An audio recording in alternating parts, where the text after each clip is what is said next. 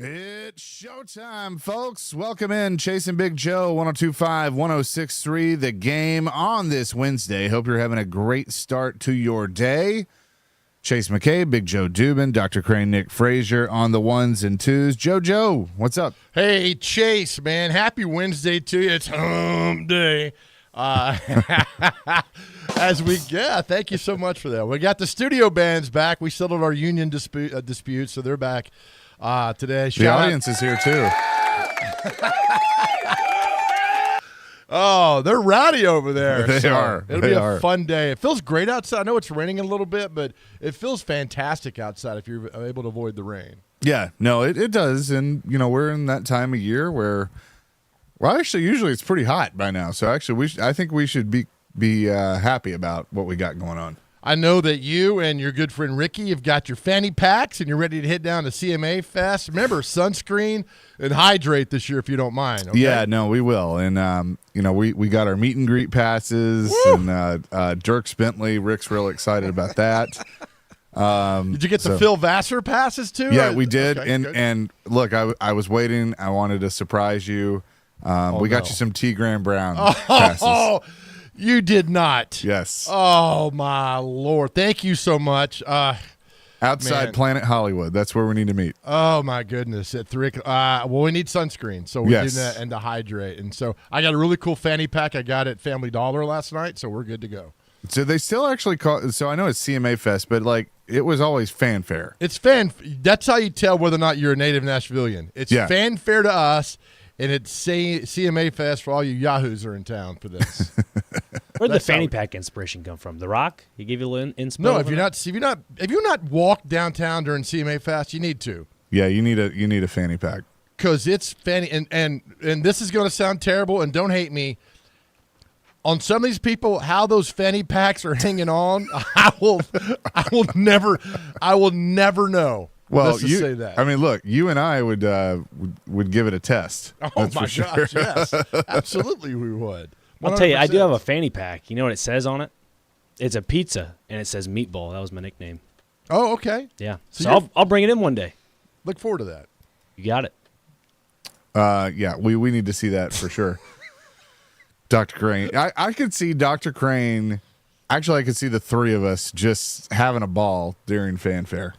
But it's got to be. I mean, I'd have to go like the T. Graham Brown thing. For those that don't know, that's perfect. That's a perfect comeback.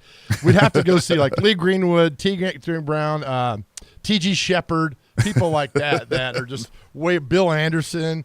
I mean, country music. Those guys. So they're all in town. I was downtown the last 2 days. We'll be down there tomorrow at the Omni Nashville Hotel at Kitchen Notes. So we'll see firsthand all the people that are down there. I can't wait. That'll be fun. Hey, did Ricky ever get that Morgan Wallen tattoo he was wanting? No, he's scared. Scared of the needle. Yeah, I get it. It happens. But he will. We'll get him to do it at some point. Good. John McClain going to join us at 9:30 today. I'm excited about 10:30. Former coworker of yours, but will join us, Tracy Cornett. Yeah, so she's headed up to Boston this weekend. Her son Luke plays for the Boston Celtics, and of course they're playing for the NBA title. Former Vanderbilt Commodore basketball player, and it's great about Luke. He bounced around with a few teams, and like the Knicks, he was with the Bulls for a little bit, and he ended up with the Celtics, and now. I was reading about him this morning. He is a fan favorite in Boston. They love I believe him it. In Boston because he's kind of quirky, he's kind of goofy, he's fun. So he's like me. Yeah, right. Except he's 8'7" and you're not. You're only 6'9". Yeah. But it'll be fun to talk to Tracy. Go up there from the mom's perspective of seeing your son, the national spotlight in the NBA Finals. That doesn't happen every day. So we'll talk to Tracy Cornett at 10:30. By the way, do you know what happened? It's June 5th. What happened on this day in 1985? Hold on. God, hold on. I hate when you do this. The Lakers won the title. There's one thing in particular that I'm pointing out. I don't know if the Lakers won the title on that day or not. Is it something to do with the Braves? Nope. It's not sports related. June 5th, 1985. Yep. You were born? Nope. Now you're born June, 26 or 27? 25th in 87. Dr. Keys was playing charades with me back there. You're choking a intern. What are you doing? Charades. I'm not. All right, just tell me. Ferris Bueller took a day off from school. Oh, wow. 39 years ago today. Yep. My goodness. That's I like that. I just saw that on Twitter. Like there's this 80s. So like X now does this thing. Like even if you're not following them, if they think you're gonna like it, they'll just you'll see it on your feed. And so the 80s nostalgia channel on this day in fictional history, June 5th, Ferris Bueller takes a day off from school. Which leads into our question of the day. Yes. Do you want me or you? Go.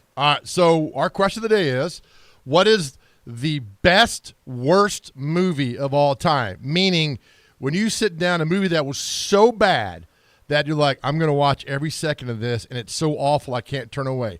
For me, it's Starship Troopers. It's one of the worst movies ever made, and I can't stop watching that movie. So that's our question of the day. 615-737-1025. The best, worst movie you have. Chase, what's yours? Oh man, that's a really good question. The best, worst movie. Can I think for a second? Yeah, Because I got a couple in my. I feel like comedies probably is where this go. Dr. Crane, you got one? I do. It was going back to my senior year of high school in English class to Mr. Kent. We watched Plan 9 from Outer Space. It had like a small budget of like, I think $200 or something. It's the worst movie on planet Earth. It's so bad, it's hilarious. What's it about? They say it's a horror sci-fi, and it's like about some aliens, I think, abducting somebody, I believe, if I'm remembering correctly. And then it just goes all haywire. It's just weird. It's that bad where it's just comical. But you can't stop watching. I mean, you can't stop watching. That's the thing. It could be awful, but you can't stop watching. Exactly. Oh, Yeah. so- It's one of those. It was made in 1959, all black and white. Like you see all the tombstones falling over, they're cardboard. It's bad. Okay. Hilarious. All right, I'll check that out then. Is Dumb and Dumber in this category as well? Or no? It's whatever you choose. Dumb and Dumber's pretty. Yeah, I mean, if you choose it, but It's not a worst It's not a worst movie. It's one of my favorite movies, I'll say So that. it's not your bad. I mean, this is a movie that is just so bad that you can't stop watching. Starship Spaceballs? Troopers, Spaceballs is fine. Okay. Yeah. that's a great movie. Yeah. I mean, it's not. I mean, like Starship Troopers they tried to be something and they weren't anything near that. It was just so bad. Figure it Yeah. out. You got to figure it out, Chaser. Yeah, I know. Well, Starship Troopers is a really good one that you took. So I'll give you that one. Okay. I'll give it. Okay.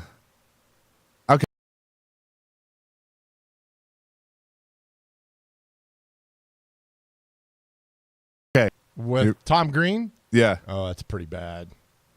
It's like it's bad, but it's good. Like it's got just so many stupid parts in it that I laugh.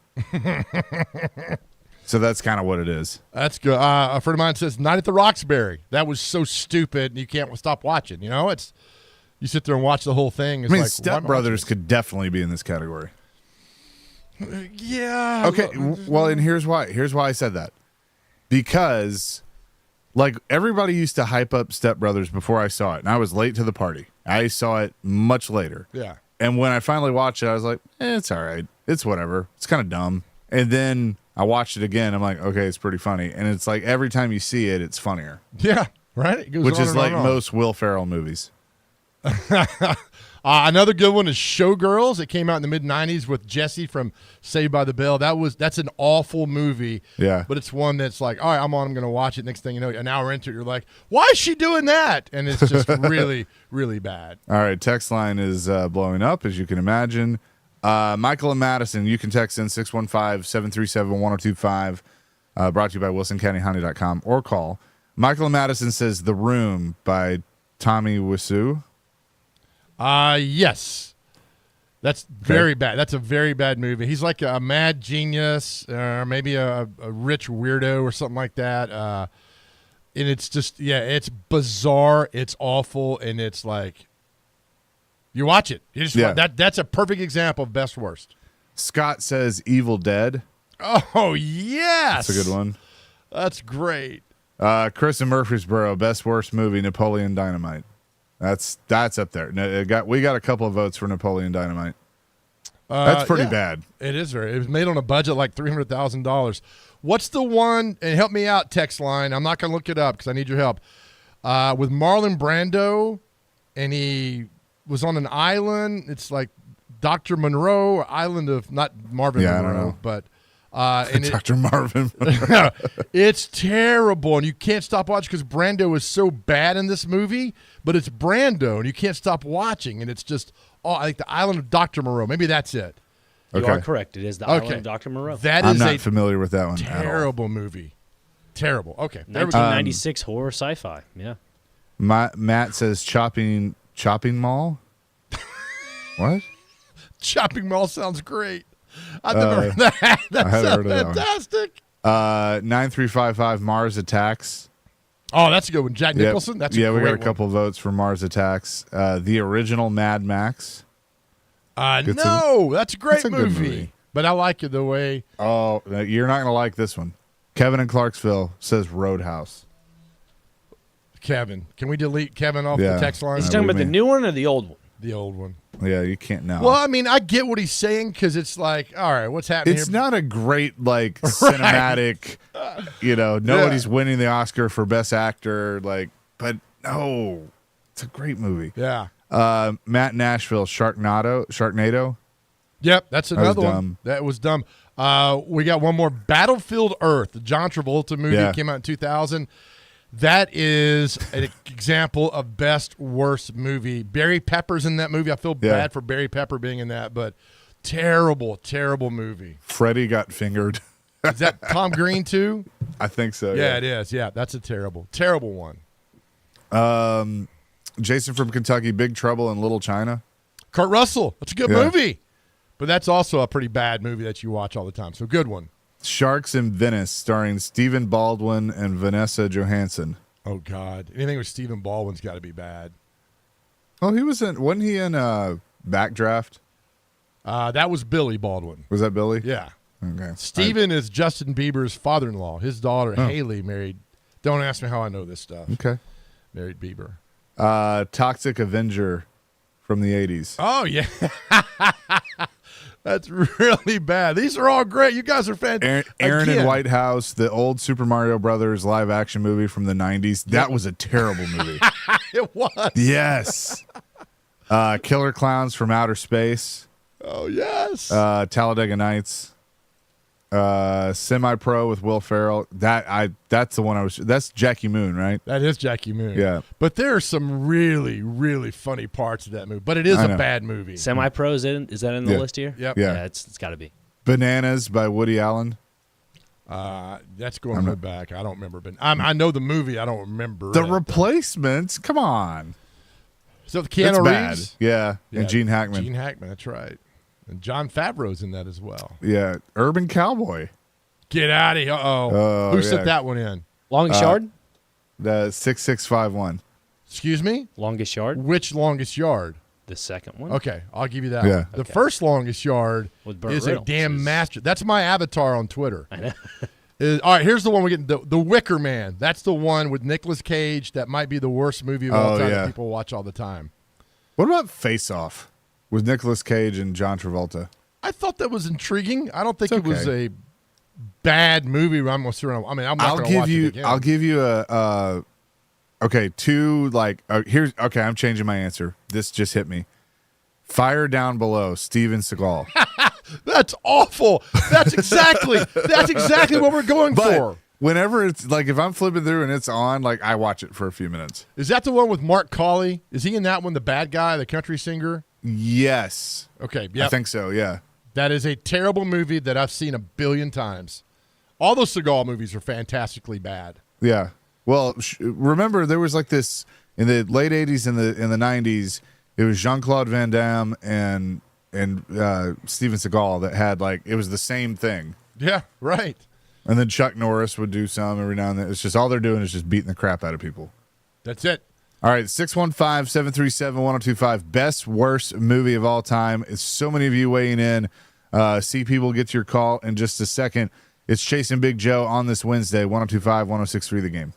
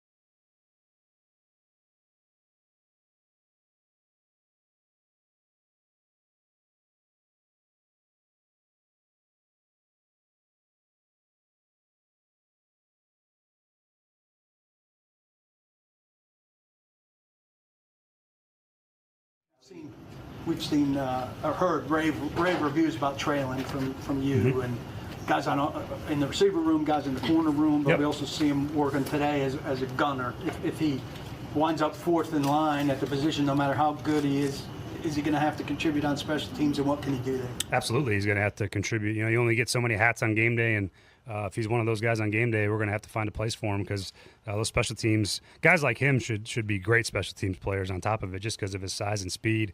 And so the gunner thing is something I think he's very capable of doing. There might be some more roles for him in the other phases as well. But yeah, anytime you're not the full-time starter, you're going to have to contribute somewhere on game day. And I think Trey's attitude and approach to special teams has been fantastic. And so I'm excited to see what he could do for him. I think he's an asset on special teams.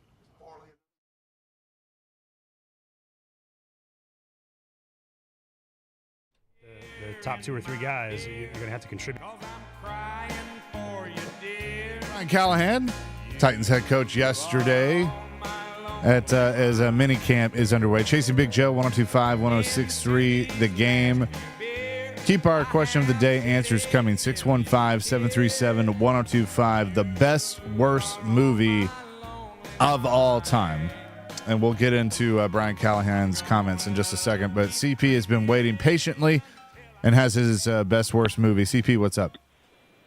Hey, so one of my favorite movies is Smokey and the Bandit. The number 2 one was so bad that I just couldn't turn it off. It's some of the worst acting by Burt Reynolds ever. And it is. Second off, real quick, Roadhouse, one of the best movies ever. Go Titans. Thanks, CP. All right, look, Roadhouse is that movie that especially if it's like late at night and you're bored and you're scrolling through and it's on, you stop and you watch it from whatever point. You know, that's one of those movies that you may have never actually watched from beginning to end, but you've seen the whole thing. Yeah. Oh, no. You're exactly right. And that's not once like it's going to, what didn't get any nominations. No, Yeah. we're talking about movies that are just like so bad. They are wonderful. And that's why I chose, Starship Troopers. It was just that movie's like, what the hell's going on here? And then 2 hours later, like, oh, okay, I saw what happened. It's just that bad. You know what movie fits this category perfectly? A Christmas Story. Oh, I hate that movie. I don't watch it. I mean, I watch it, but like it's not a good movie, and but it's a cult classic. So everybody watches it at Christmas time. Andrew says Borat, and I'm like, Borat was fantastic because how he got to those people and made them say and do things that. Would you not? Some guy walked in there with a camera crew. And says he's from Kazakhstan, wherever he was. Would you not vet him?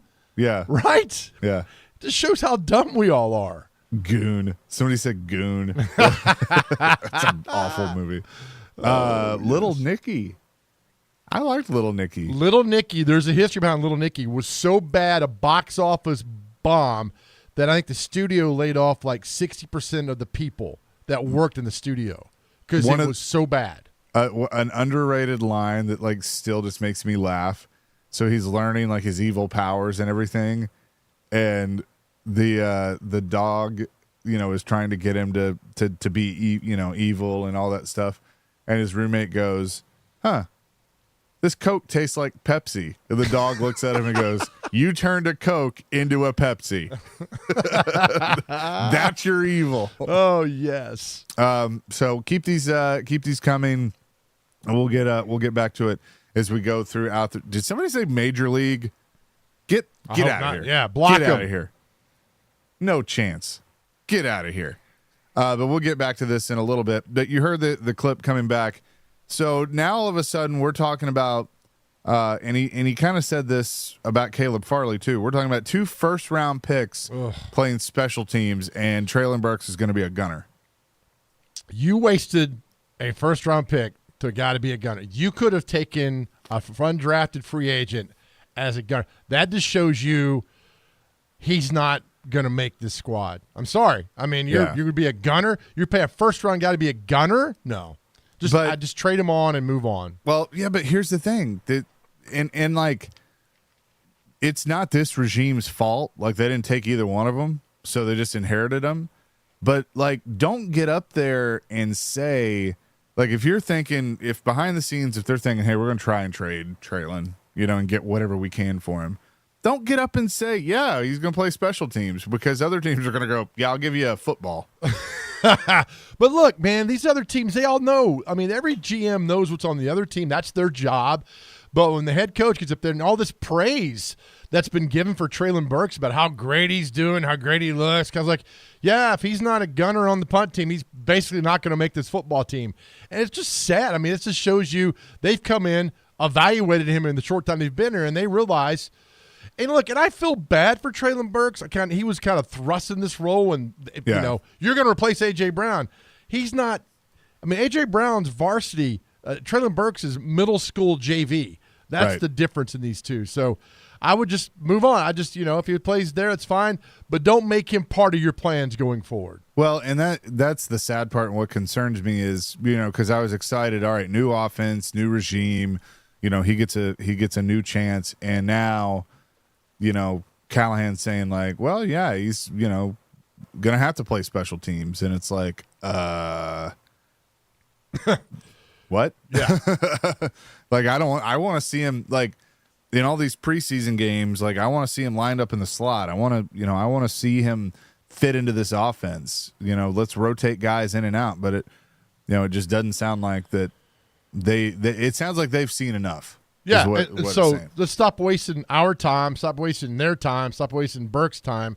And just move on. I mean, it's unfortunate. It's not going to pan out. Farley's not going to pan out either. But, I mean, you took a guy that was injured. And yeah. I don't know what John Robinson was thinking about that. Because I remember when they took him, like, he's injured. So when you take a first-round draft choice and the first thing on your mind and your mouth is, isn't he injured? Yeah. But I know Simmons was. But to me, that was different. That's Simmons was different. Right. I will never forget. We had Tim Hasselback on during that thing with Caleb Farley in the evaluation, and I think it was Darren that asked the question. And Tim goes, "Let me ask you something. Have you ever met anybody that said I used to have a bad back?" And it's like, no, I no. So I mean, it's like. And that was before they even took him. It was just when all the rumors were that they were going to take him. And it's like, hey, there's no such thing as used to have a bad back. If you have a bad back, you have a bad back. Exactly right. Another one thrown there is a foot injury. I remember Heath Schuler, when he went from the Redskins to the Saints, he had a foot injury. I'm like, oh, man, a foot. Yeah, it's like, oh, my foot's healed. It's better. No, that's something like your bad back. I mean, that's something. A knee, yeah, you can rehab that. Your knee's strong. Your exercises for that. But if you got a bad back, that's a great line by Hasselback. So, I mean, it's been the 20 draft. Look, Robinson drafted some really bad players, and now Rand's got to clean it up, and they're doing that, and you have to spend big in free agency to overcome, the badness of your draft picks. And so, I mean, look, if I'm a Titans fan, I like where this football team's going a lot better than I did 9 months ago. So that's where I kind of stand on it. Tyler says, need Jerry Jones to do his classic overpay for a first-round pick. I don't even think Jerry Jones is going to fall for this one. Right. I like the thought, but I don't even think Jerry would fall for this one. Oh, no, not at all. And look, he's an Arkansas guy. Maybe Jerry loves his Arkansas boys. Maybe that helps out. Something like, but if you could trade him, if you could trade Burks today for a 7th rounder, absolutely. Oh, yeah. Yeah, you would take that. Yep. So we'll ask John McClain about that and much more coming up next. It's Chasing Big Joe on this Wednesday, 102.5, 106.3, The Game.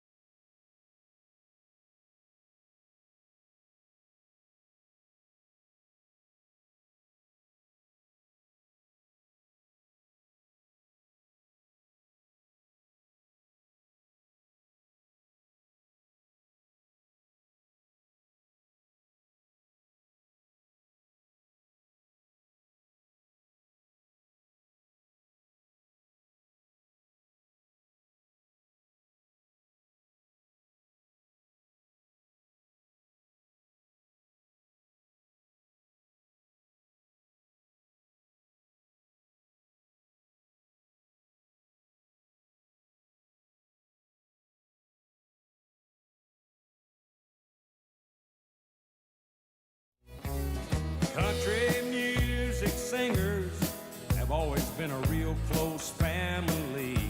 Chasing Big Joe, 102.5, 106.3, The Game on this Wednesday. Fanfare, of course, in America's Music City. Got to have some Hank. Let's say hello to John McClain down in Houston. HoustonTexans.com is where you can find his work. Good morning, John. How are you? I'm doing great, guys. How are you?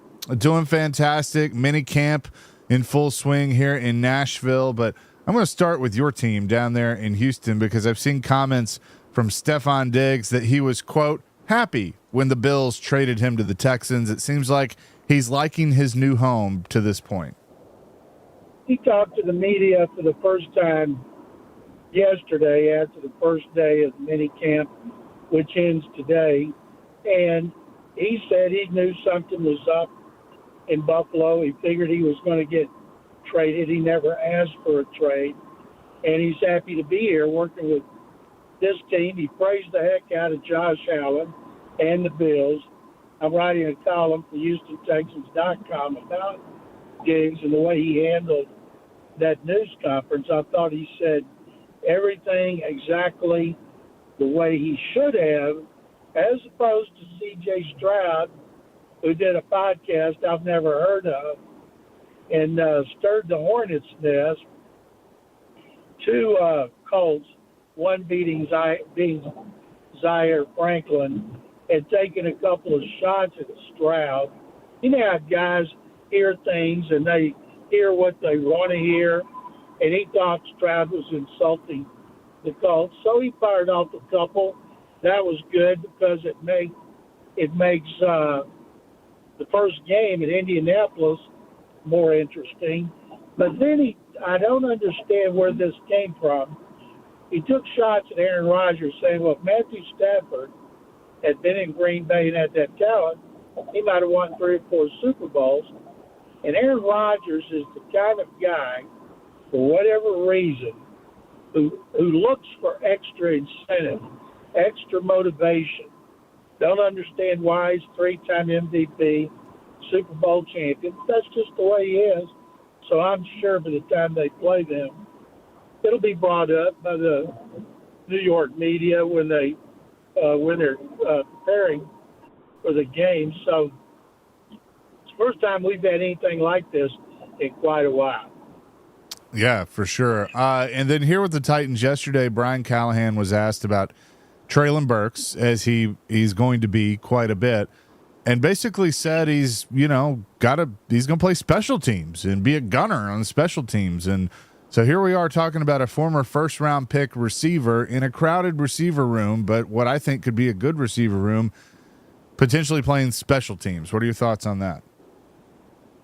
First of all, Burks needs to work his tail off, because if this is an audition for his next team, they're going to want to know how he handles the situation. Now, what are the odds that all 3 of their top receivers are going to stay healthy for the entire season? He's going to get some opportunities. And I used a couple of weeks ago with you guys, Nico Collins. Nico Collins didn't do much his first 2 years because he was nicked up, nagging injuries. And when he did get a chance to play, he flashed and showed people what he was capable of doing. Well, last year he played 15 games, and with C.J. Stroud as quarterback, and his career took off. And last week he signed a contract to make $24 million a year. So I would never give up on a player unless he'd been in an organization for 3 years and showed over 3 years he just didn't get it.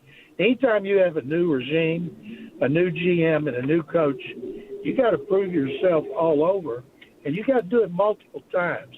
So he's on an audition for Brian Callahan and for possibly his next employer, and they will be watching him closely.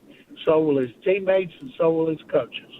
We're talking to the great John McClain on the Chase and Big Joe show today. John, your thoughts on Justin Jefferson, the deal he got? I mean, it's now a arms race for wide receivers on the National Football League. It's going to keep going and going, isn't it? It is, and the agents will try to do it. We knew Justin Jefferson was going to get the biggest contract. He had made no bones about it. His agent had made no bones about it, and he did. And one of the reasons they did that is he's going to be with J.J. McCarthy on a rookie contract for an offensive-oriented head coach. And so it's a good time to pay a wide receiver that kind of astronomical money. Now, the problem is Dallas sees that. C.J. Lamb will want to top Jefferson, and he's been just as or more productive because he's consistently played with a better quarterback in regular season, Dak Prescott. So, problem for the Cowboys, they're already going to have to put Dak can make them pay whatever, or he can be gone after next season, and they'll want to sign Micah Parsons as well. So they got 3 stars that have to be paid, and they do not have a quarterback on a rookie contract. So it's going to be difficult for the Cowboys, but I'm sure Jefferson's going to be great like he's been since he came into the NFL. It is amazing when you think about that 2019 LSU team that went unbeaten with Joe Burrow, and you had Justin Jefferson and Jamar Chase of the Bengals as your 2 starting receivers. That may be the best pair of starting receivers in college football history. Oh, there will be no argument from Chase and I about that because we completely agree with that. Let me ask you this, John. The far-reaching effects of a Jefferson. I've talked to a few high school coaches here in Middle Tennessee. They've got more kids coming out to be receiver than they do linemen.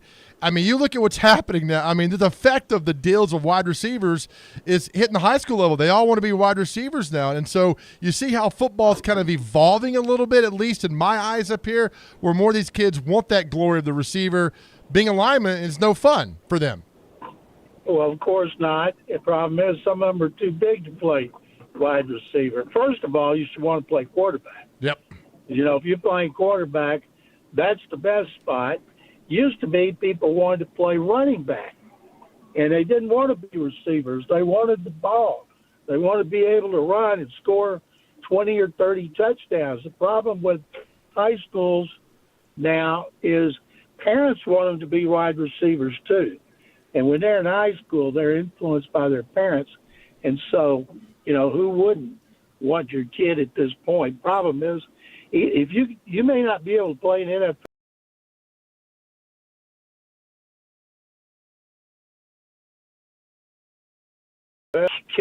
you can be taken care of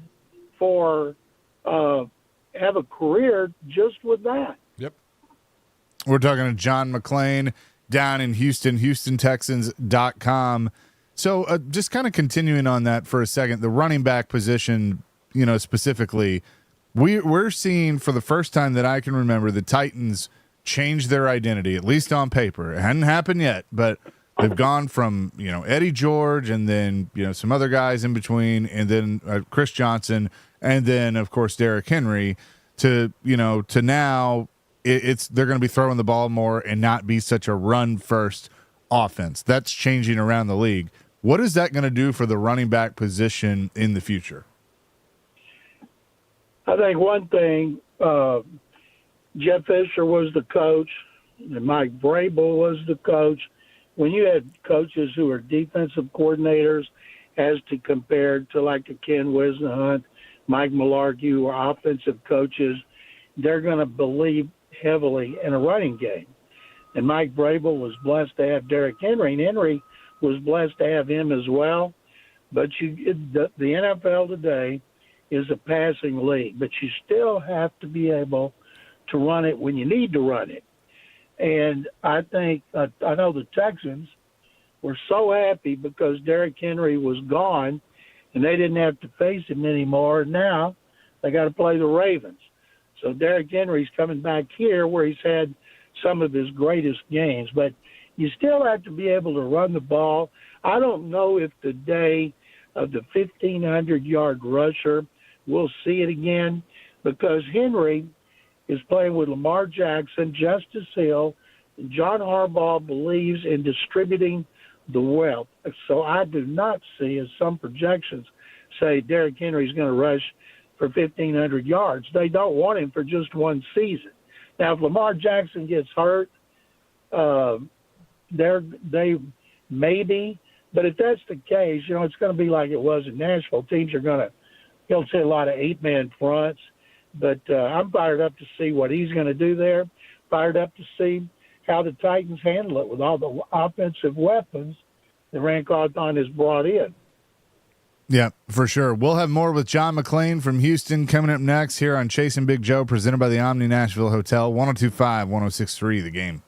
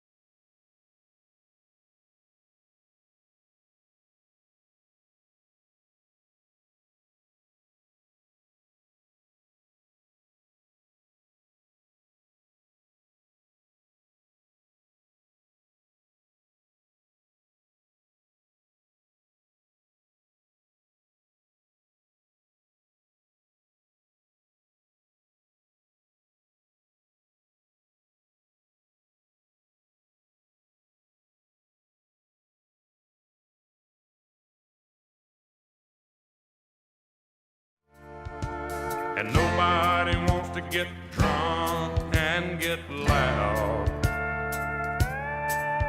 And all my rowdy friends have settled down. Chasing Big Joe from the Busy Bee Plumbing, Heating, and Air Conditioning, Game Nashville Studios, home of the $99 yearly Beehive membership, where the buzz is always about great service. Continuing our conversation with John McClain from Houston. Yeah, it's a Hank Jr. Day. He lives out in Paris, Tennessee, and I know he listens every day. So good morning, Hank. All right. Hi, Hank. All right, John, for you.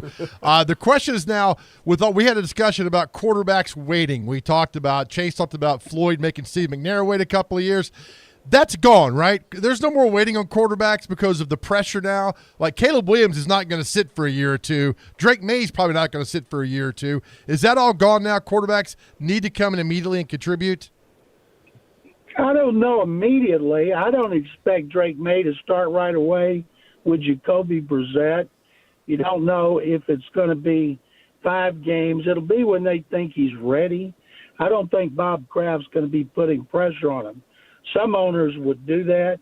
I don't think there's going to be pressure on J.J. McCarthy to start. Caleb Williams will, because he's the number 1 pick and because they think he's going to be really good, and they've got talent around him, and everybody thinks he's the one who is the most ready to win.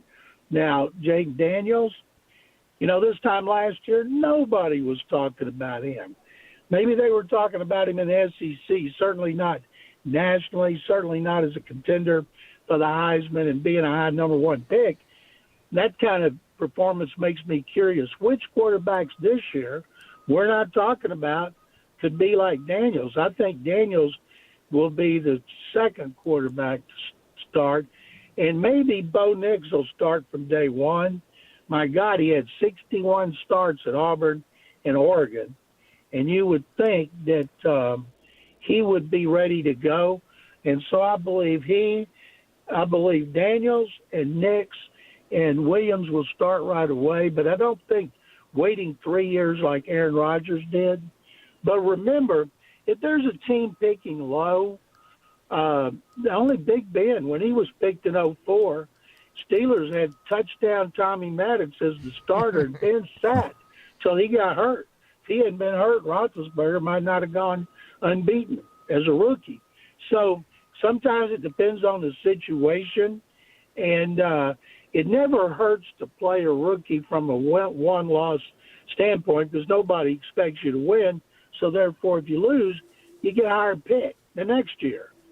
Oh, exactly with that. John, the other night I had the wonderful opportunity to host an event with Terry Bradshaw.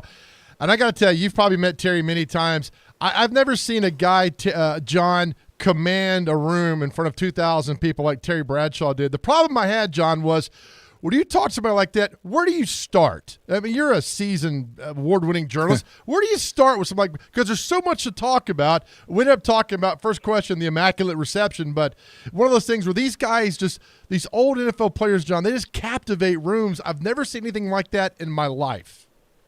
Well, I'll give you an example. Every year in the summer in Houston, there's a Texas high school coaching convention that rotates between San Antonio, Dallas, and Houston. This year it is in San Antonio, and I've been invited as a gridiron legend of Texas at the event in front of 1,000 high school coaches to interview Mean Joe Green, Kenny Houston, the greatest defensive tackle and strong safety in history, and a couple others like that. And it's easier in a group. But then on July 24th, I'm going to the Texas Sports Hall of Fame in Waco, and for an hour I'm interviewing Mean Joe Green. And Joe is not chatty. Joe's not like Terry takes over a room. And I know Joe, and I've never heard him elaborate on anything. So I will go in well prepared. I'm going to interview people, friends of mine, about stories. But where I'm going to start with Joe Green is how he got his nickname, Mean Joe Green. And when I ask him, I'm going to get up and walk away in case he wants to hit me.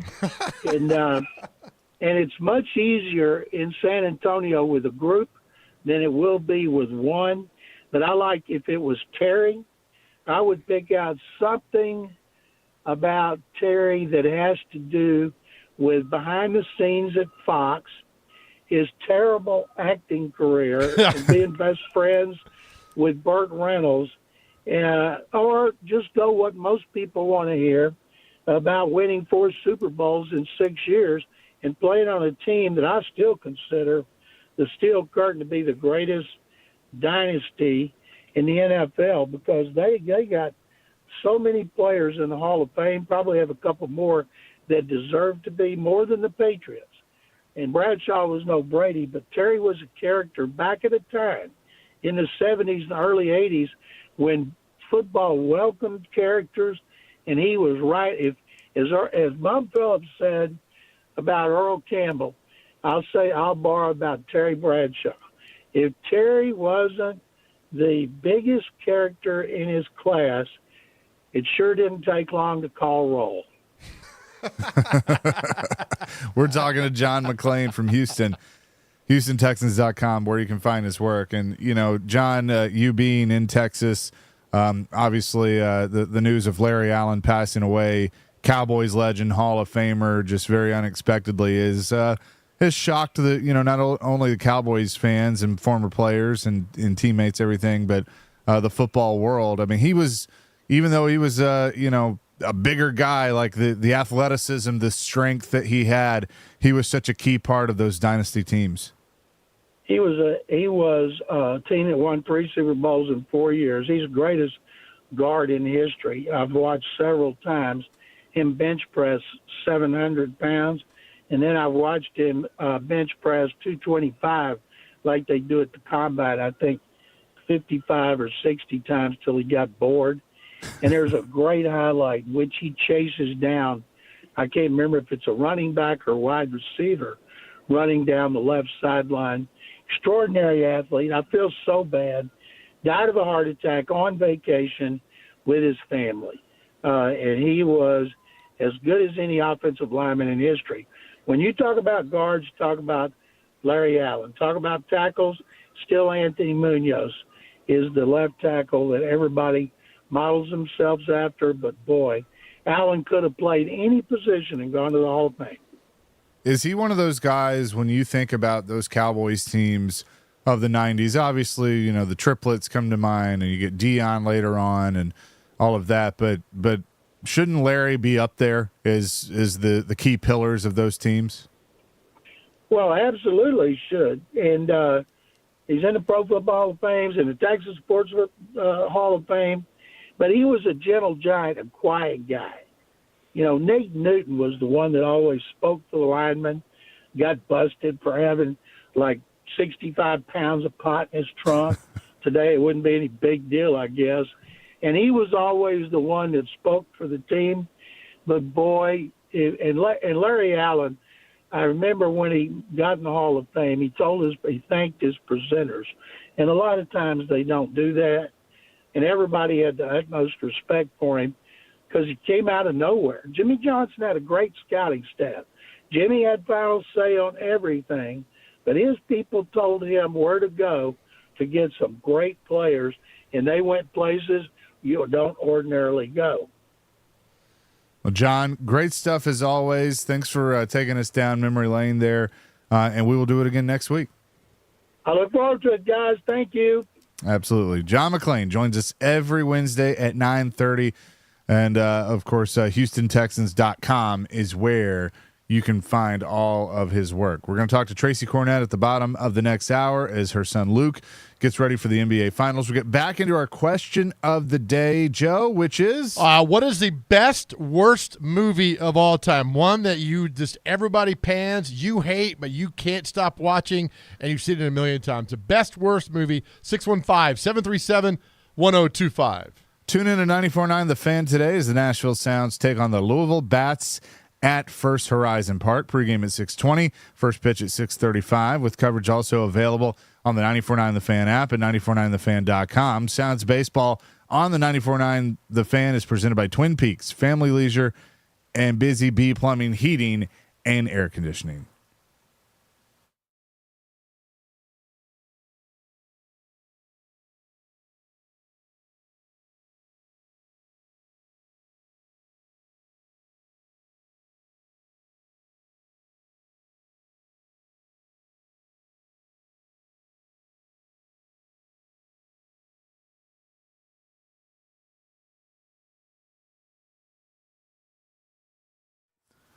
All right, ESPN Bet. Every shot, every goal, ESPN Bet has fans covered for the biggest moments on the road to the championship.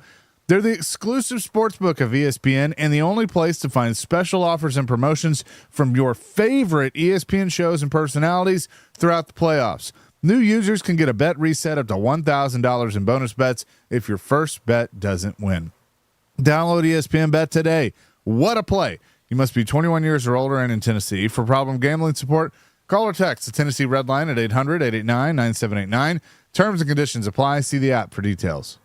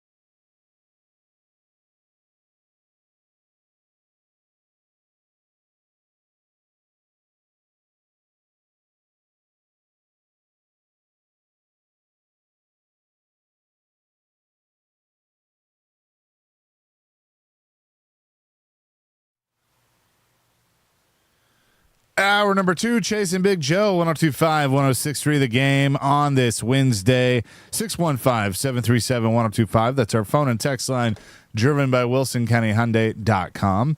He's Big Joe. I'm Chase McCabe. Dr. Crane, Nick Frazier on the ones and twos, hoping you're having a wonderful start to your day. Some breaking news out of the NFL that I'm going to be honest with you, I'm surprised by. I don't know if Joe will be.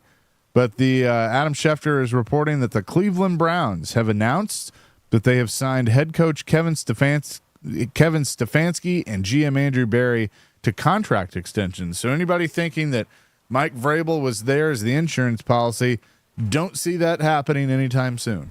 Chase, you know good and well when an owner gives you – I mean, those – is that the kiss of death? If the Browns go 0-7, he's gone. It's just you can give extensions all day long. Look – the Browns are owned by Haslam, right, who gave Deshaun Watson that completely idiotic, stupid, guaranteed contract that almost ruined the NFL in salaries because everybody now wants the guaranteed money of all that, which has never been done before. So with the Browns doing things like that doesn't surprise me. I mean, it's been a fun to laugh at franchise for so many years, and they just continue doing their thing. Yeah, that's why I'm kind of I'm surprised, like, because it's like, okay, I mean, I know you've made the playoffs, but let's got to do a little bit more than that. But you're right. I mean, John Robinson and Mike Vrabel got contract extensions, and 2 years later, they're both gone. So yeah, I mean, it's like Robinson's still getting paid for another 2 years, I think. If I remember correctly. Vrabel's getting paid another 3, I guess. They don't care. I'm telling you, they don't care. That's what happens. And, that's why, the NIL thing now we're talking earlier about, if I get an NIL deal for $500,000 to play for Auburn, what's my motivation? I mean, that's when you got to reach, like, all right, you got your money. What's your motivation now? Hopefully you have that motivation to go out and be the next level. But do you? I don't know. We're going to have to find this out. We're all going to find out this together in real time when NIL hits and all the money stuff just starts coming together for these athletes and for some of the coaches too as well, man. 615-737-1025. Joe, reset our question of the day. Well, I was watching the movie the other night, Starship Troopers. I was like, this movie is so bad I can't stop watching it, so it means it's really good to me. And so the question is, what's the best, worst movie that you think of all time? In your heart of hearts, what is the best, worst movie? Anything works, but if it's something really out there, we're going to call you out on it. Like somebody did Ferris Bueller. That's a good movie. That's a funny movie. It's not bad, but anything works. We'll have fun with it going forward. Brett says, best, worst movie ever made, Point Break.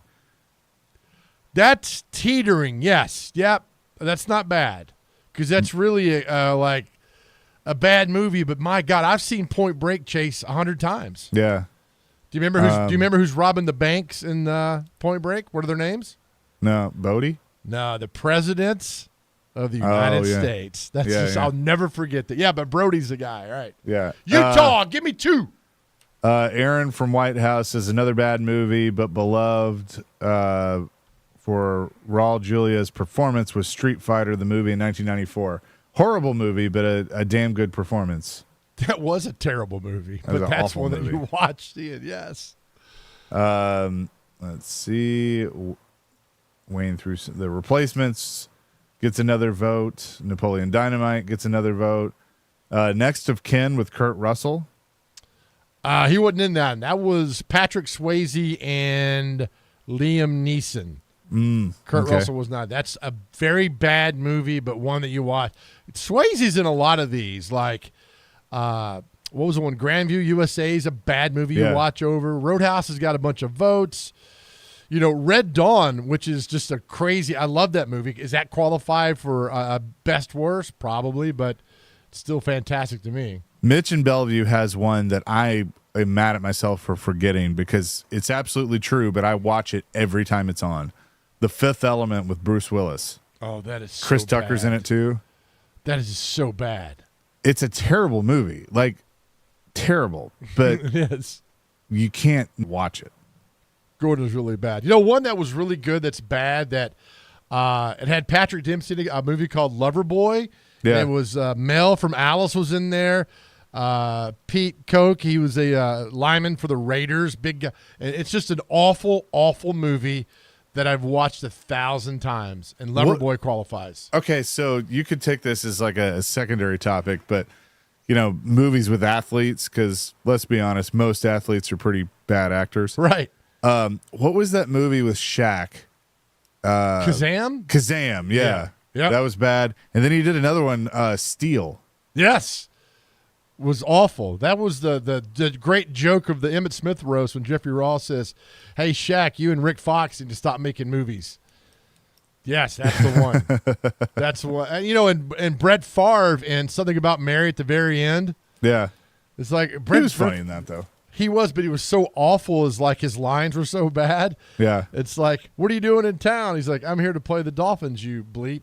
So yeah, that was funny. What was Bradshaw was in Failure to Launch, He right? was, yep. Yeah. And Bradshaw gave a great story about being in Cannonball Run, which is another Yeah. just awful movie that we watched 1,000 times. I mean, so there's so many of these movies that because of cable we fell in love with again. Yeah. And that's why Starship Troopers is that movie. Paul says Deuce Bigelow, male gigolo. That's a good one. That's such a great movie, man. There's some great lines in that as well. I can't keep up. You Red Dog? Yeah. Terrible.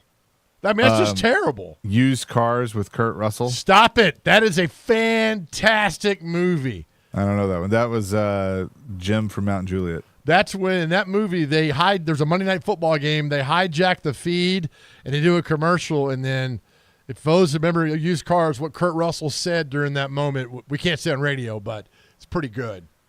Henry, a different Henry, has said, "What about Spaceballs?" And says, "I guess you like Spaceballs." I love Spaceballs. Spaceballs to me is like it's supposed to be bad. Like they did it on purpose. Yep. 100%. It's slapstick comedy. That's what it is. So I love Spaceballs. I'm surprised nobody said Teen Wolf. I haven't seen Teen Wolf yet. With Michael J. Fox. Okay, now here's an interesting one. Okay. Jason from Kentucky, Monty Python and the Search for the Holy Grail. That is a comedy masterpiece. Yeah, like again, it's supposed to be, right? It's a slapstick kind of thing. Did you ever? What about The Wrestler with Mickey Rourke? Terrible, but I can't stop watching because of what's the girl in it? Marissa Tomei. Yeah, Marissa Tomei. It's terrible, but at the same time, like it's pretty accurate. like I mean, I feel like I'm watching a biography on Ric Flair. Like it's yeah. I mean, it wasn't. I don't know. Mickey Rourke was good in it. It just kind of says like, but you kind of feel bad for him. Harold Melvin Henry again says, "Under the Rainbow" with Chevy Chase, movie about little people acting in The Wizard of Oz. Yes, it's like some of these movies, like you just need to get a paycheck or get your mortgage paid for. This is a good one right here. 7700 says UHF with Weird Al. Great and terrible at the same time. And that also I agree. That also kicked off the career of one Michael Richards. Yeah, he was in that. That's right, and he's hilarious in that movie. And that is that's a perfect example of a best worst movie. Yep. Yeah. Tenacious D and the Pick of Destiny. that's a terrible movie. It is, man, but that's not bad. I've got Jay in Clarksville. I've got two movies: The Frogs and Women in Cages. I never saw either one of those. Yeah, they sound bad. Yeah. Let's see. Broken Arrow with Howie Long. Is that the one with John Travolta too? Yeah, I think so. And Christian Slater. That's a pretty bad movie. Yeah. Naked Gun 33.5. You will not. Or third. You will not disparage Frank Drebin. Nope, that doesn't qualify. White Chicks. That was a bad one.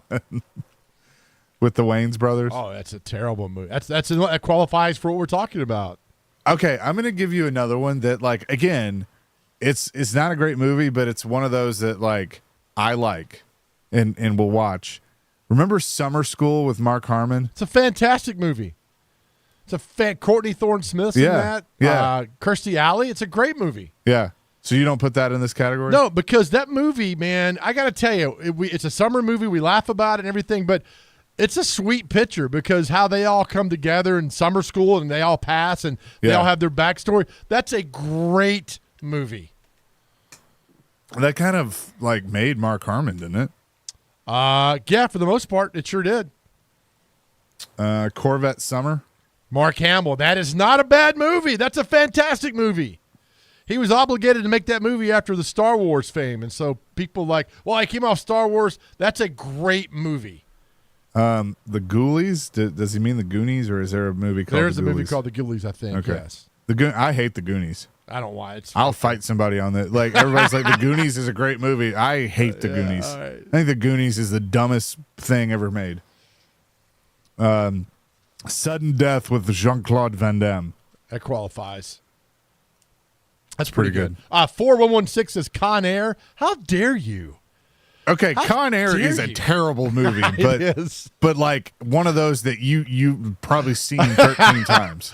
I mean, Dave Chappelle's in that movie. I mean, it's just fantastically bad. Put the bunny down. Yeah. And that accent that Nicolas Cage God, had. it's terrible. Steve Buscemi has the best line in the entire movie, and I laugh my butt off every time he says it. They're obviously they're up in the air and they got the music blaring and they're listening to Sweet Home Alabama, and he's just like, define irony, listening to a band that died in a plane crash while flying over Alabama. Like, Laugh at that, but it it's shouldn't right, laugh at yes. it, but it's like he delivers it so well that it's just like, Oh, my goodness. and you look at the cast on that movie, like it's pretty good. Oh, heck yeah, it is. You got Ving Rhames in that movie. There was John Malkovich in there. I mean, you go, Yeah. what's the guy? Yeah, John Malkovich is like scary. John Cusack's in that. Yeah. Obviously Nick Cage.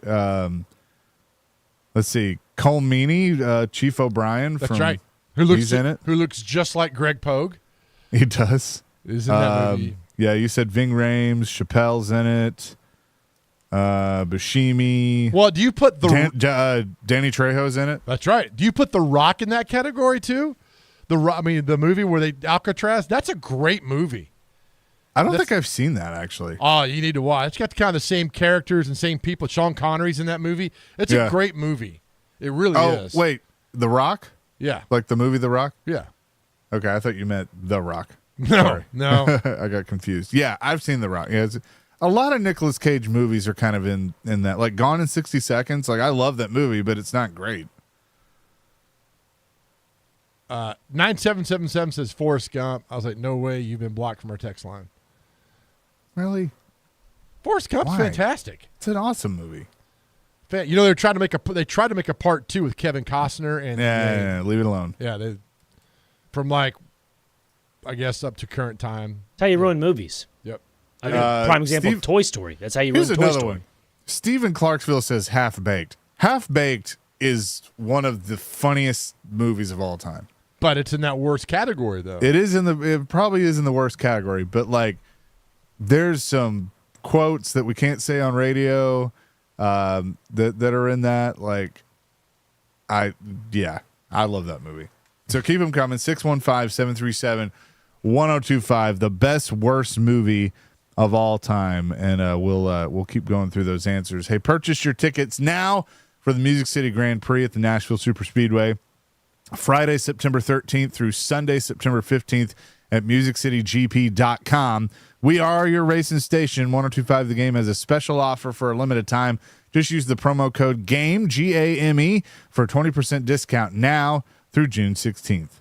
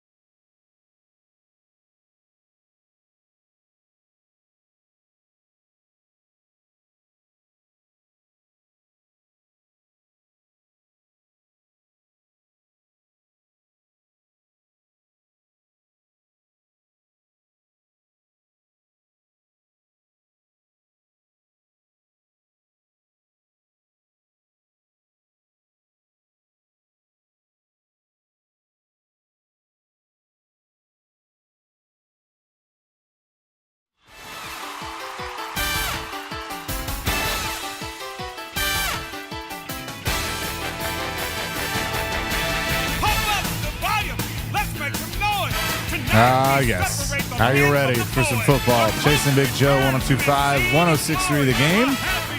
Hank Jr. theme today. Is this Gotta just be. in honor of fanfare? Well, it's an honor that he's in our listening area and big fan of the show up on Paris, Tennessee. But yeah, I mean, come on, who doesn't like this guy Oh, he's and awesome. this song? Yeah. This version's a little different. Well, It's it's like a kind of newer a version. watered down version for TV, and then there's Yeah. the one in the '80s which is just fantastic. That video was really amazing too. Here we go, Chase. Are you ready for some football? A Monday night party. It's a hard-hitting act, and we're Hey, were you team Nice. were you team Faith or team Carey on Sunday Night Football? I was Team Pink. Excuse me? I liked when Pink did the. when Pink did it the first year.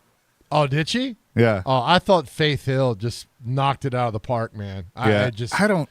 Here's the thing about that. I don't really care as much anymore because everything, getting an artist to do a song or whatever like that is just a ripoff or tribute, however you want to put it, to Hank, because Hank was the one, the kind of the trendsetter there. So, and I miss Hank doing it. Yeah, absolutely. That was the best one for back then when the original with Hank. But when they did Sunday Night Football, and kind of took over. It was Team Faith. Yeah. Okay. Welcome to June. Welcome to June. 615-737-1025. I was reading through Twitter and some of the quotes of Titans coordinators that are speaking at minicamp. Will be I guess the last time we really get to hear from them before training camp. But let's see. There was one I just had. Jim Wyatt put out there, Titans OC Nick Holtz said, Will Levis is as coachable a quarterback you can find. He's focused on his mechanics, but takes suggestions to heart. Jim, I love you. I know what your job is, but okay. What's he going to say? Look, this guy's a disaster. He don't know his ass from a hole in the ground, and we're not going to. We don't know what we're going to do. If we go 2-15, it'll be a miracle. I want that kind of quote from a coach. That's what I want.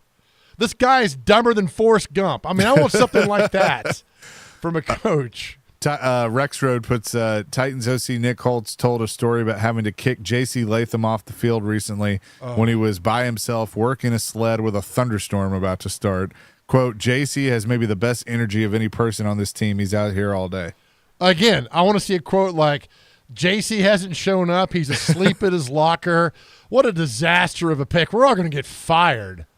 Well, you had that with Isaiah. Right. It's like the guy Wilson. in the movie Tommy Boy when they say, hey, Tommy's out selling for us, and the guy's like, that guy's a dud. We're all going to get fired.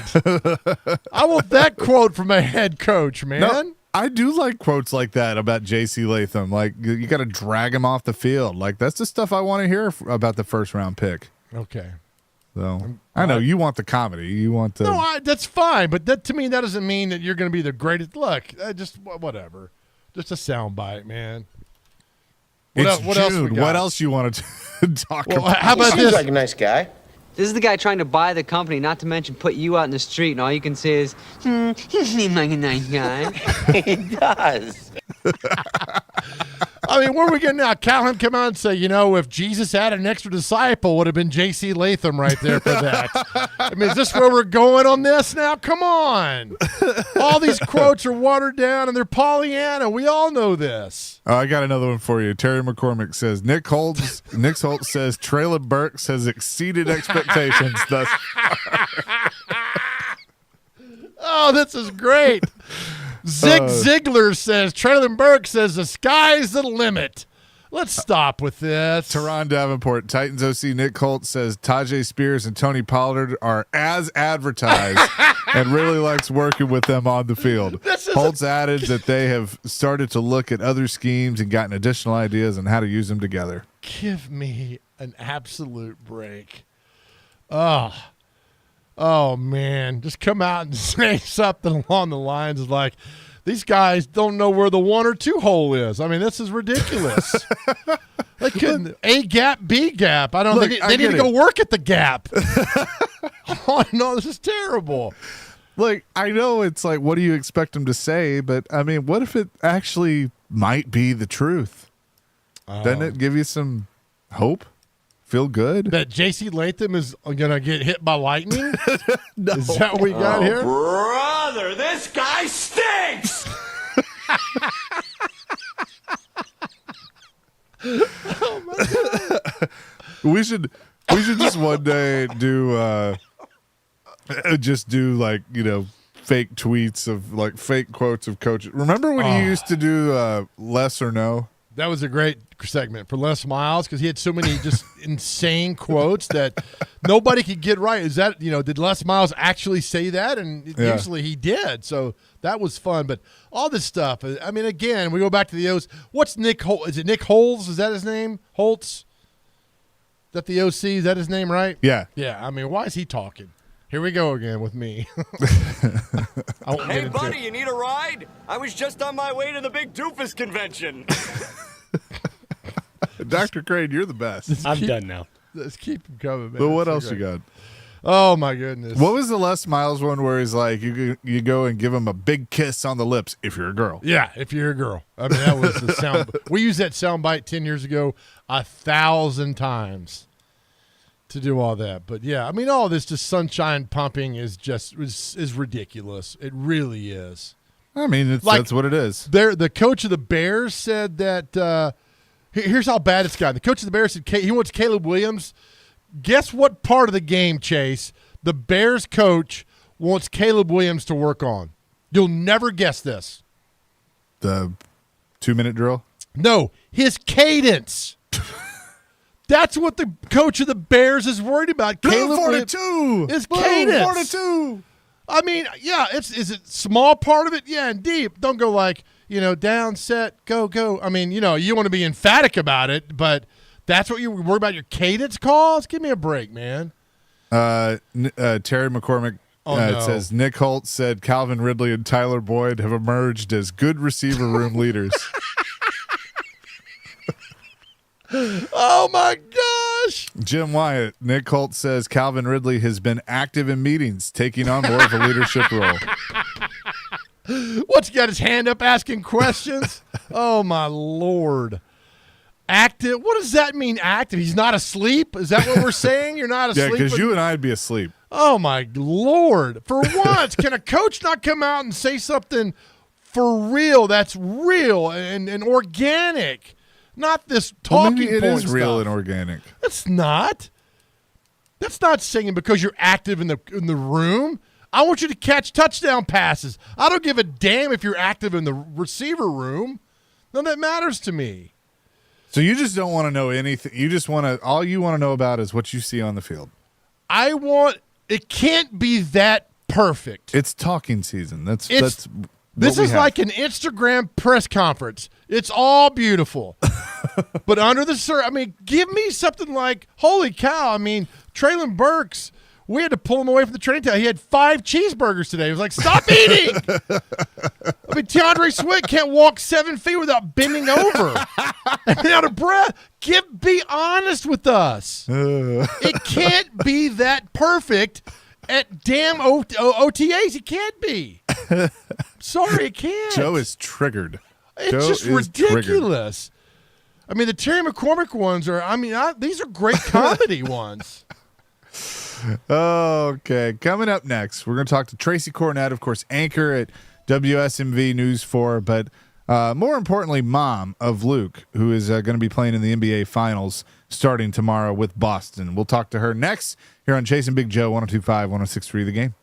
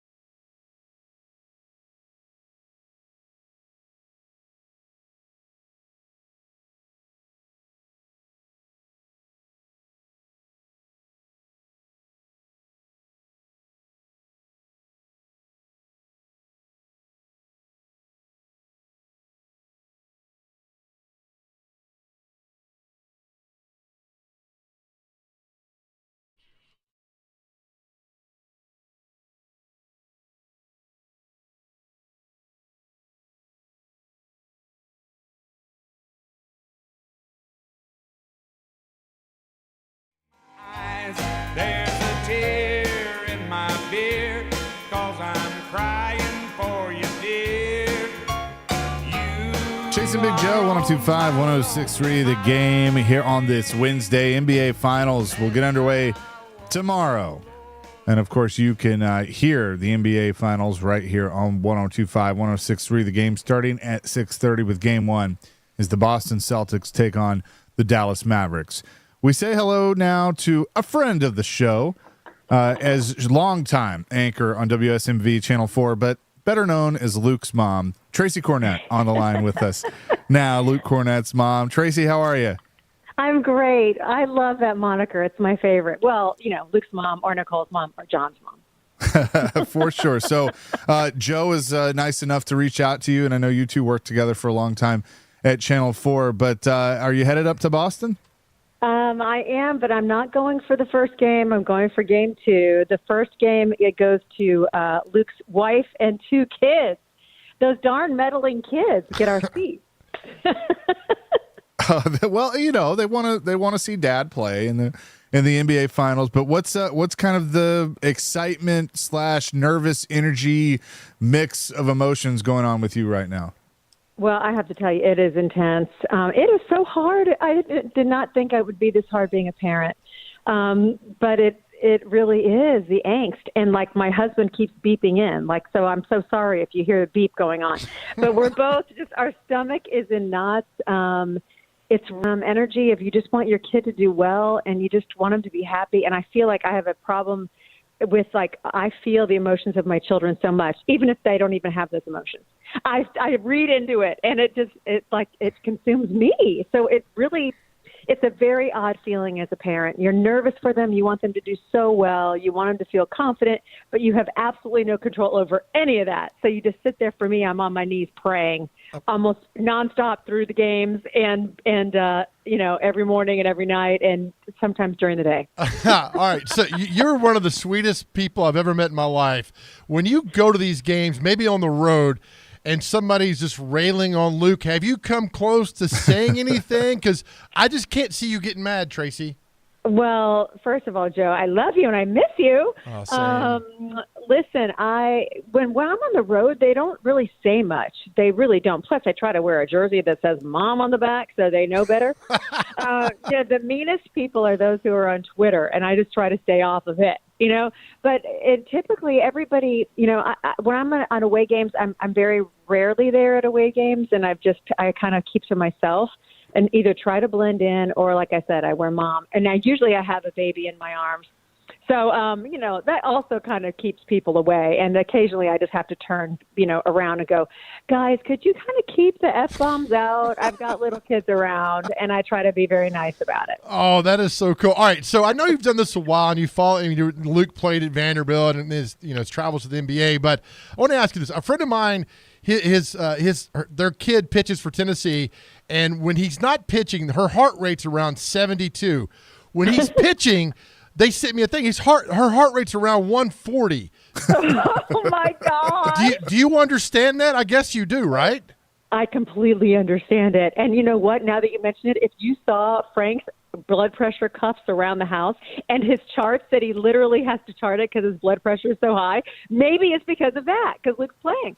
No, I do. I feel I get super nervous in a couple of games in the last series. I couldn't even watch. Then Luke ended up getting injured, and then I could watch all the games and go, oh, okay, if my kid's not in it, I'm fine. Right. So it really is true. When your kid's in it, you are just in knots. And I could see that actually physically manifesting in high blood pressure. Oh, we're talking to Tracy Cornett this morning. Her son Luke plays for the Boston Celtics. I got to tell you, Tracy, I got friends in Boston. Your son has become a kind of a cult hero up there because, he is quirky. He's funny. He is. He's all that. So that's pretty cool that this city, this important sports city, has embraced your son like they have. I haven't. No, it's the most beautiful thing, Joe, because I know that he is his quirky self. He's always been that way. He does not care what people think. He does not care, to the point where I get, I'm like, please get a haircut, honey. Please, you're on national TV. But he just does not care. He doesn't want to be dominated by what other people think. And I'm seeing the joy that he used to have as a little kid. I'm seeing the joy that he had his first couple of years at Vanderbilt, where he is a great bench player. He's a great teammate, and when he starts having fun with his celebrations, like he did in the last year, where he's when you say cult hero, it's just him being silly, right? But being joyful like a kid, and I think it adds levity to the whole team. And when you've got those kinds of expectations on that whole team, I think Luke's just figured out where he can help, right? And sometimes it's being a really great cheerleader type of person. But, he has to be really good and solid or you can't get away with any of that crap. You have to be serious. Tracy Cordent is with us. So, I do feel like he has found his spot in Boston, the last couple of years. Why do you think that that's been such a great fit for him? Gosh, I think it's just the guys are really zoned in, dialed in. They're all very, very smart. There's the balance of, there's Al Horford on the team. May I just tell you, I've loved that kid since I was cheering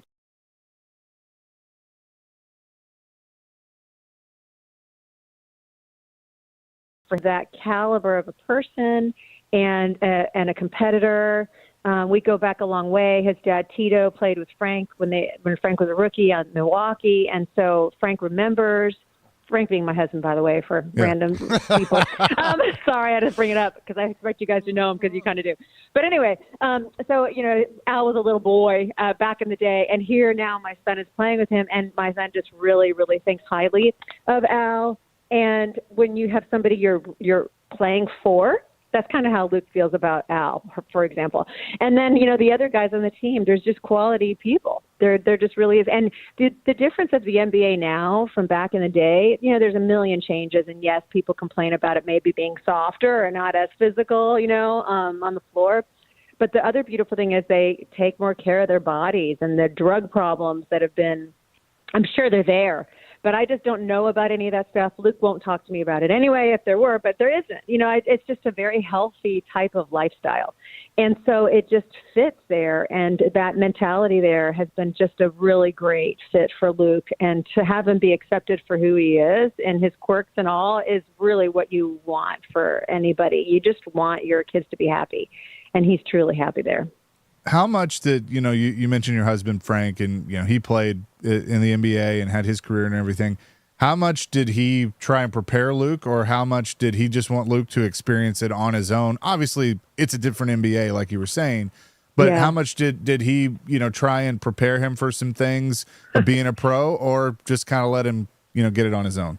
Well, up until the point that he actually became a pro, I think Frank has been preparing Luke just because he just wanted the kids, just an awareness of, guys, this is the way life is. It's different. You got to be expecting this. But, these kids have been at it through all those AAU teams and all the travel, and you're around different people than your normal group of kids in your little high school or middle school. So Frank's just very much a realist, and he has very much told them the truth of what his experience was. And I think they prepared even more severely for it to be even worse. But I really could not tell you, because I am telling you, there is such a division, guys, as a parent versus, and especially at this level. Like in college, I still felt like I could talk freely and be open about it. I have just left to learn. I've had to learn to just protect his privacy at all costs. And that's really hard for me. And so I kind of feel scolded. I felt scolded over the years of not saying much. And I had to call him, and I wanted to make sure I called him even to get on the air with you guys today. I don't want to cross the line, because it's just so important that I remain mom and parent and away from all that, so that he has a place to go that has absolutely nothing to do with what the world sees and wants to know about. So I just have to kind of guard all of that. And he has guarded it for us. We really don't talk basketball ever. So ever since I think it's crossed that line into the NBA, plus he's gotten married and he's had 2 kids now. So, he's just kind of, that's their world. And I come in and I'm mom and dad, and we just go and support him. And that's about as far as it goes. It's so different. Oh, that's fantastic. All right, Tracy, one more before we go, and thank you for doing this. I got 2 texts from people. Luke is 7'1". How big was he when he was born? He was 10 pounds, 10 ounces. And I can't remember his length, but he was super big. And when my doctor, he came out and my doctor goes, "You have delivered a toddler."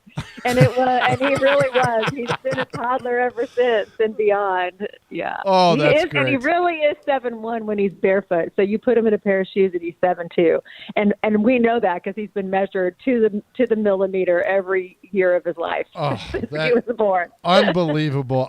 Tracy, safe travels to Boston. I love you and I think the world of you. Be safe, and we'll talk to you soon. Thank you for doing Thanks this. so much for having me, guys. Take care. Bye. Absolutely. Tracy Cornett joining us, Luke's mom, here on the program, which is, awesome. It's just cool to, it doesn't matter how old, a player is or, NBA or whatever. Like, mom is still mom. Mom is still mom, indeed. Right. And so that was cool. Glad to have her on the show. Coming up next, we'll tell you what day it is and also celebrity birthdays, as we always do here on the Chasing Big Joe Show, 102.5, 106.3 The Game.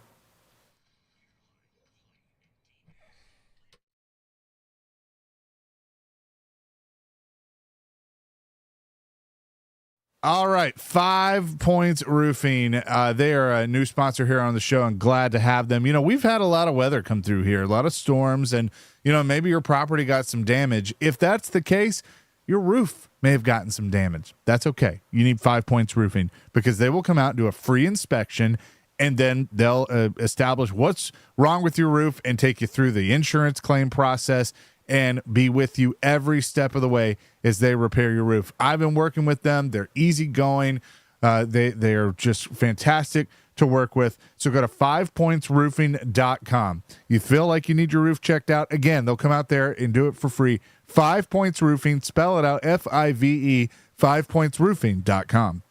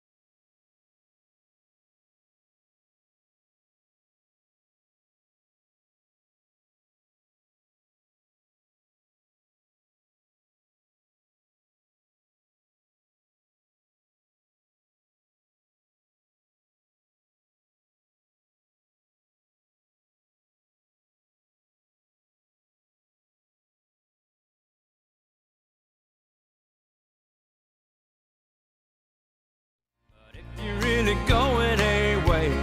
Here's some final words from me. Baby, write this down. Now we've gone to some George Strait. Okay. Chasing Big Joe, 102.5, 106.3 The Game. Appreciate Tracy Cornett for joining us. I do love this song, Joe. Well, get up and two-step. You remember when we went to the George Strait concert? I do. Which you had tears in your eyes during Amarillo by Morning. I mean, because that song, as a former rodeo guy, that kind of hit me hard right there. Yeah. So I know it did. Dr. Crane was on your shoulders just cheering. It was great. Was. Almost the time that you cried during the entire Rascal Flatts concert. I was like, Chase, stop crying. I know. It's just bless the broken road, but good Lord, man. Oh, man. With that, let's get into what day is it and celebrity birthdays.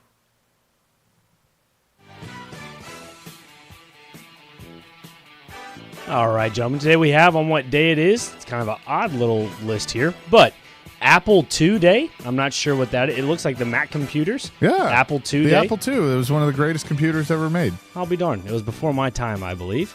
Festival of Popular Delusions Day. That sounds like... 9 to 11 on this show. Okay. Global Running Day. There's that. We don't do that. I ran 3 miles yesterday, surprisingly. Oh, good for you. A little surprised. Who was chasing you? Just the dog next door. Let's see. Hot Air Balloon Day. There's some hot Pass. air. There's Pass. hot air. Yeah, okay. Never. Okay. Pass. Hot air starts at 2.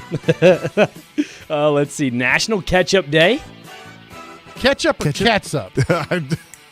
Ketchup? Ketchup. Ketchup. Let's see. We also have National Attitude Day. All right. 2 to 6. Jerusalem Day. National Veggie Burger Day. Pass. National Tailor's Day. Nina, shout out. Need a good tailor. Let's see here. Sausage Roll Day. How about that? Is that it? Could be confused with Jelly Roll? No, this is different. No, it's a new act. Sausage roll. And the last one we have is National Gingerbread Day. Christmas in June, I guess. Okay. Oh, well done there. All right, time for celebrity birthdays. Got to get them in 2. Everybody's welcome to play. It's America's favorite game. Our first birthday today, the great Kenny G. How old is Kenny G? Kenny G is 68. 69. 68 exactly. Chaser nailed it. Good job.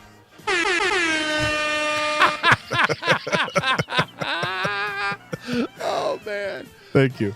He was fantastic in Office Space, the great Ron Livingston.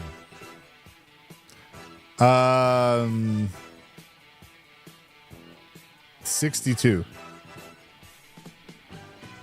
68. 57. Young. Singer Brian. Singer Brian McKnight. Step 1. Yeah. 58. 55. 55 exactly. Nice. Tied at 2. Dr. Crane, I feel it today for you, buddy. Mark Wahlberg. Marky Mark. Mark Wahlberg is 57. Mark Wahlberg. I'm going to go a little, going 52. 53. Okay. Oh, Dr. nice. Crane's up 3 to 2. By the way, this released, Mark Wahlberg set to play Steve Austin in the upcoming movie, The $6 Billion Man. So we've adjusted for inflation. Yeah, I'll give him a pass. Some of his movies does pretty good, so we'll see what happens there. Rocker Pete Wentz. Oh, of Fall Out Boy, yeah. 44. 38. 45. We're tied at 3. I like this. News correspondent Bill Moyers. As a reporter, you should know who Bill Moyers is. Yeah. 56. 63. Not bad. He's 90. You guys did well on that one. That olive oil, man, it does well. It does wonders. Man. Whew. Let's see here. One more. Country singer Gail Davies. Since in honor of fanfare, Gail Davies. 67. 56. 76. Come on, you guys, get better than this here. It's close. We're tied at 3. Let's see here. Aesop Rock. He's a rapper.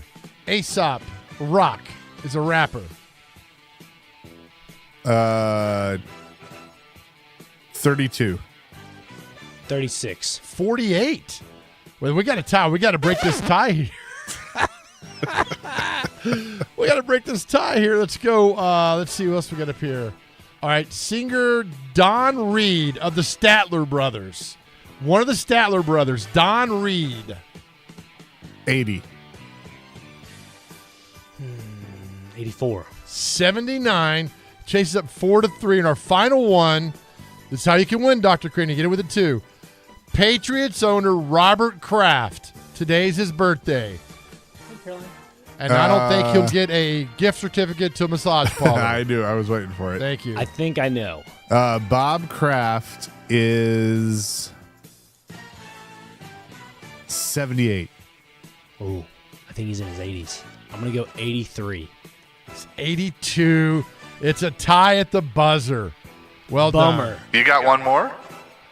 What voice was that? Yeah, I got one more. You want one more? Okay. Yeah. Good Lord. Was that is that you doing the 10 Commandments? No, it's a megaphone. DJ Mustard. Musician DJ Mustard. How old's he? Who? Who the hell is that? 41. 47. He's 34. All right, one more. Former Predator Martin Jelena. Is that his Jelinus? name? Jelinus. There you go. Today's his birthday. 52. Is he Greek? I don't know. I don't know him. Okay. 48. Chaser at the buzzer. He's 54. Jason McCabe at the buzzer. Wins 5-4. Good job, Chaser. Thank you. I love this thing. Hey, it even got this. If you got a cuss, it's you got that. So. You got to come. You need to come to work more often. I really do, for sure. That is going to do it for this fine show today. We'll be at the Omni Nashville Hotel tomorrow at Kitchen Notes, waving at everybody that's in town for fanfare. And look, Joe, our message to the people that come in town for fanfare is to have a good time, to be safe, eat a lot, spend a lot of money, and then when fanfare is over, leave. Immediately leave. And lock your fanny packs up, too, when you do that as well. Yes, indeed. I do all that, our good stuff. All right, so as we leave every show to our guys out there, listen, if you got something that's going on, it's tough, it's rough, on your cell phone, you can dial 988. Please reach out, talk to somebody if you're having a tough time. Reach out to us. As we tell you guys, we love you. You're doing a great job. God has you on this earth for a specific purpose. And if something happened to you, you'd be tremendously missed. We love you. Please know that. Amen to that. Peace, love, rock and roll, and do not go anywhere because I know they're going to have some Traylon Burks reaction. Caroline, Willie, and D-Mace coming up next. 102.5, 106.3, The Game.